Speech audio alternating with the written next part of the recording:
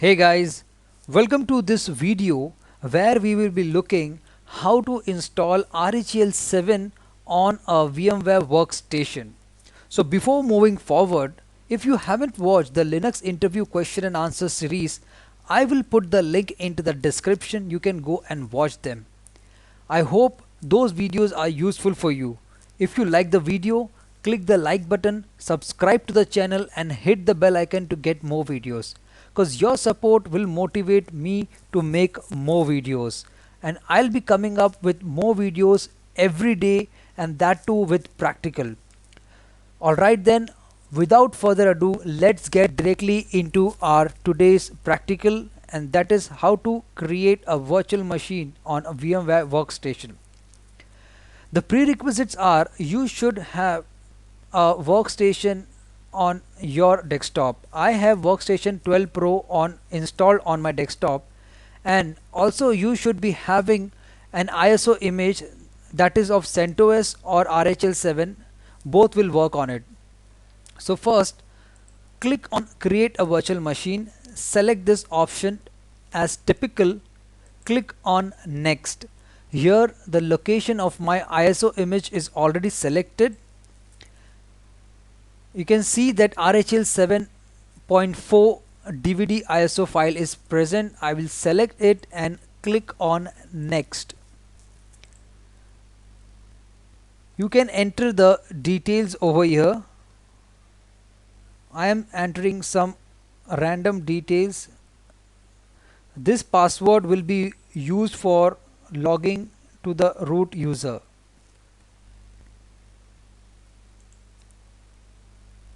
I'll give the virtual machine name as test server. The maximum disk size is of 20 GB and I'll keep it that way. Select storage virtual disk as a single file, click on next. The hard disk is of 20 GB and the RAM is of 2 GB. Then click on finish. So as you can see, the installation process has started and this will take a bit of time. So I'll pause the video. So this is how it looks when clicking on finish button. Select the date and time.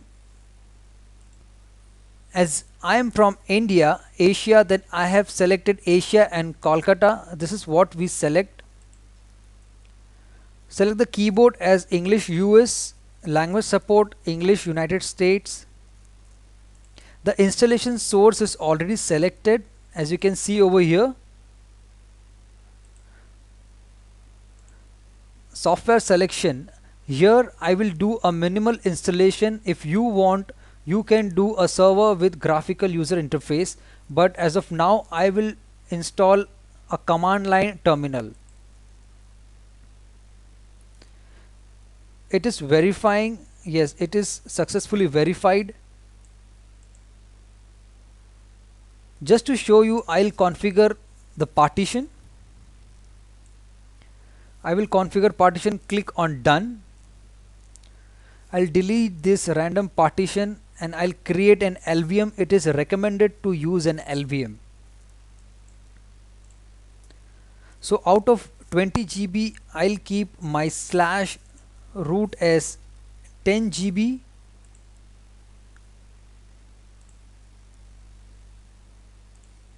Then I'll keep my boot as 512 MB, which is more than enough.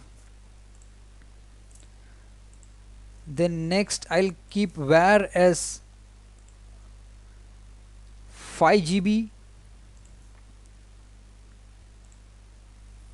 Then I'll keep USR as 5 GB. So these are my partitions. Click on done. Accept the changes.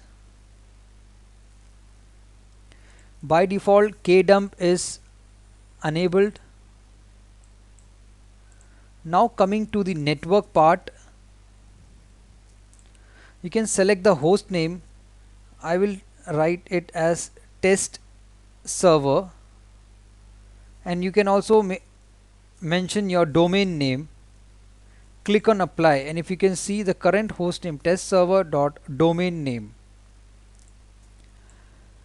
Here the Ethernet card is already connected and I have received an IP subnet through the DHCP. If you want to configure, and if you have an IP, you can click on configure, select IPv4 settings, click on manual, then click on add and enter the IPs you want, netmask, gateway and the DNS server details. But here I'll be going with the DHCP IP. Click on done. By default the security policies are enabled. Now we shall begin the installation. As you can see, the root password is already set. If you want, you can create a user with admin rights. So I'll just create an admin user, random user. Don't forget to click this box as make this user administrator. Give whatever password you want.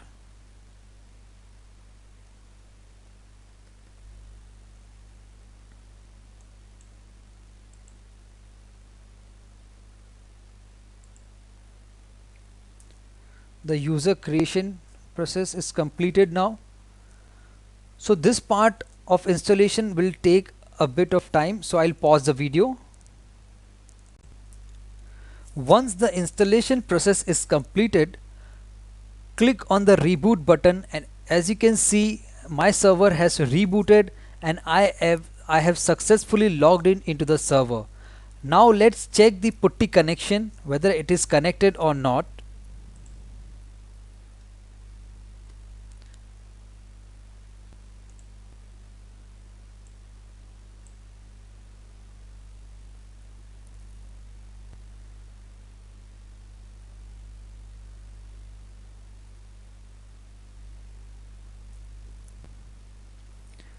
Yes, I have successfully established an SSH connection.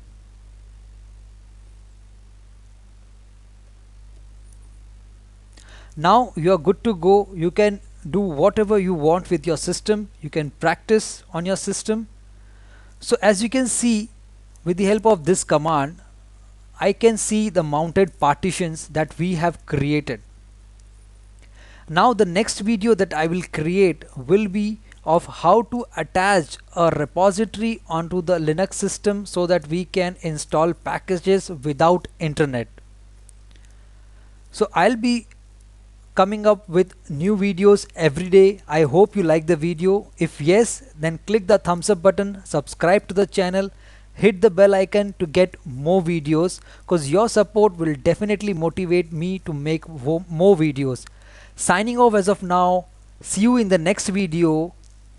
Till then, take care. Bye bye.